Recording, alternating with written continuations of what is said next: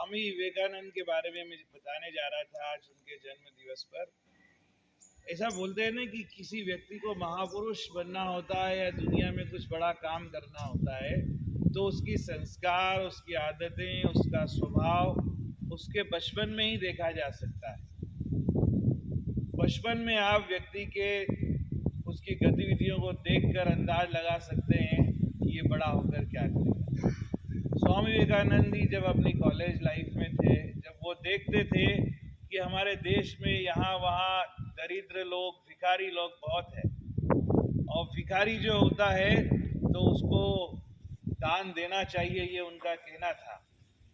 और कुछ लोगों का मानना था कि अगर हम भिखारियों को दान देंगे तो ये लोग जीवन में कभी कुछ करेंगे नहीं और किसी एक गलत तरीका है, इनको इनका शिक्षा देना चाहिए या दूसरा कुछ करना चाहिए।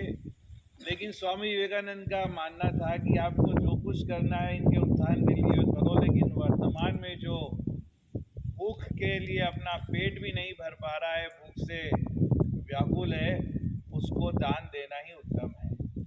उसको जो ज़रूरत है उसकी पूर्ति करना उत्तम है। और आप दान दे करके किसी को केवल उसके पेट की रोटी ही तो दे सकते, उसका घर तो नहीं बना सकते, उसको बहुत ज़्यादा कुछ आप रिश्त तो नहीं कर सकते। और जब दान देते हो कुछ पैसा तो उसको दे करके भूल जाइए, उसके बारे में सोचना मूर्खता है। उनका इसके पीछे ये मानना था कि अगर आप किसी गरीब को, भिखारी को दान देंगे तो भिखारी हो सकता है उस दान से संतुष्ट होकर अपना जीवन यापन करे और उसकी अकेले की ही आदत खराब हो। लेकिन अगर आपने उस व्यक्ति को दान नहीं दिया तो पेट की आग को शांत करने के लिए हिंसा भी कर सकता है, चोरी कर सकता है, कुछ भी कर सकता है। दान देने से जो उसकी उदर पूर्ति होगी या आवश्यकता की पूर्ति होगी, उसका प्रभाव उस अकेले व्यक्ति पर पड़ेगा। लेकिन अगर किसी की मदद नहीं करेंगे और उसने विवशता में कोई अपराध किया, कोई चोरी की या कोई हिंसा की, तो उसका प्रभाव पूरे समाज पर पड़ेगा। ये उनका मानना था। स्वामी विवेकानंद के जीवन के बहुत सारे प्रसंग हैं। विदेश में जाने से पहले उन्होंने अपने देश की यात्रा, देश के बहुत सारे शहरों की यात्रा उन्होंने पैदल पैदल की। जब वो पैदल यात्रा करते थे तो गरीब, दरिद्र सभी लोगों से मिलते थे, राजाओं से भी मिलते थे।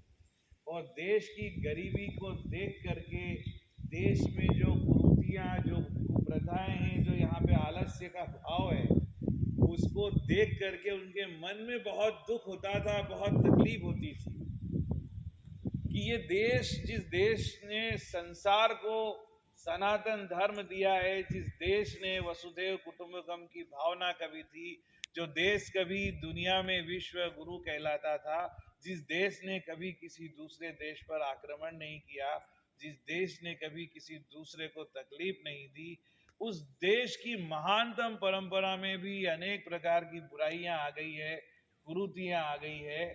और लोगों के अंदर वो अपने अंदर जो एक स्वाभिमान का भाव होना चाहिए, वो स्वाभिमान का भाव नहीं है ना। तो ये उसके बाद इन्हें अपने भारतीय होने पर गर्व नहीं है, इन्हें अपने धर्म पर, अपने संस्कारों पर, अपने विचारों पर, इनके आचरण में भिन्नता आ गई है। वो बड़े दुखी होते थे। बंगाल की धरती में जन्मा वो युवा रात दिन तड़पता था कि मेरे देश के लिए मैं काश कुछ कर सकूं। इसलिए साहस के साथ वो यहाँ के राजाओं को बोलते थे कि तुम जो कुछ भी हो अपनी प्रजा की वजह से हो, और जो आपके राज्य में जो आपके जहाँ आपका शासन है वहाँ अगर कोई भी दरिद्र है तो उसकी सेवा करना आपका परम धर्म है, क्योंकि वो दरिद्र न समझकर उस दरिद्र को नारायण समझिए। ये भाव स्वामी विवेकानंद ने आपकी उम्र में, आप जो 17-18 साल 16 साल के ना, आपकी उम्र में दुनिया में उन्होंने फैलाया, स्वयं पैदल यात्राएं की। जब उनको कोई ऐसा आध्यात्मिक गुरु नहीं मिला जो ये बता सके, जो ये जता सके कि ईश्वर कौन है, जब पहली बार वो अपने गुरु रामकृष्ण के पास में गए तो उन्होंने पूछा कि कौन, तो उन्होंने बोला मैं यही तो जानने आया हूँ कि मैं कौन हूँ। उनके इसी प्रश्न से उन्होंने अपने अंदर बुलाया, अपने कक्ष में बुलाया और नरेंद्र नाथ दत्त को ये एहसास कराया कि ईश्वर को बाहर ढूंढने की जरूरत नहीं है, हम सब ईश्वर का अंश है। और जैसे मैं तुम्हें देख रहा हूँ वैसे ही मैंने ईश्वर को देखा है, मैं ईश्वर को देखता हूँ, मैंने उसका अनुभव किया है। इसको बहुत ही बढ़िया तरीके से जब उन्होंने स्वामी विवेकानंद, जिनका नाम उस समय नरेंद्र घर में कहा जाता था, नरेंद्र नाथ दत्त था, उसके बाद नरेंद्र नाथ दत्त रामकृष्ण के शिष्य बनने के बाद जो ज्ञान उनको मिला, जो विवेक उनको मिला और उसका जो आनंद उन्होंने अनुभव किया, इसी से उनका नाम विवेकानंद बाद में प्रसिद्ध हो गया। और जो स्वामी विवेकानंद ने कहा या जैसा जो ज्ञान उन्होंने अनुभव किया, उन्होंने स्वयं अपने जीवन में कहा कि वो सब प्रत्येक व्यक्ति उसका अनुभव कर सकता है, प्रत्येक व्यक्ति उसको समझ सकता है, प्रत्येक व्यक्ति स्वामी विवेकानंद बन सकता है, लेकिन उसके लिए मन में इच्छा हो, प्रयास करे, कष्ट करे, भोगने की भावना हो, त्याग करने की भावना हो, तभी तो वो पॉसिबल है। खाली कहने सुनने से तो कुछ पॉसिबल नहीं हो सकता। जब वो ज्ञान उनका अनुभव हुआ और उन्होंने अनुभव किया कि ये जो ज्ञान है ये तो हजारों वर्ष से हमारे देश में जो वेद प्रचलित है, जो आज भी लिखित नहीं है, ये उसी तरह से है भारत की जो ये अद्भुत शक्ति और अद्भुत ज्ञान। तो इससे बेहतर तो शिक्षा विश्व में कोई हो ही नहीं सकती। जबकि दुनिया के धर्म अपने आप को श्रेष्ठ कहते हैं, दुनिया के विचारक अपने आप देश को, अपने समाज को, अपने धर्म को श्रेष्ठ बताते हैं।